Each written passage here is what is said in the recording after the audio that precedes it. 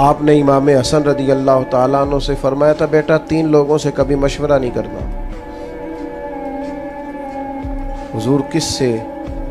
फरमाया, बेटा बुज़दिल से कभी मशवरा नहीं करना। इसलिए कि जो बंदा बुज़दिल है तुम्हें कभी बहादुरी का सबक नहीं दे सकता। और दूसरा आपने इरशाद फरमाया था कि बेटा बखील से कभी मशवरा नहीं करना। बखील से कभी मशवरा, कंजूस है ना, फरमाया उससे कभी मशवरा ना करना, इसलिए कि जिसका दिल बड़ा नहीं ना होता उसका दिमाग कैसे बड़ा हो सकता है। और आपने फरमाया ऐसा हरीस से कभी मशवरा नहीं करना, लालची बंदे से, इसलिए कि वो जब भी तुम्हें राय देगा अपना फ़ायदा देख के देगा, कभी तुम्हारे हक में राय नहीं देगा। वो देखेगा कि हालात किस तरह के, तो मेरे साथ किस तरह ये आदमी ठीक चल सकता है।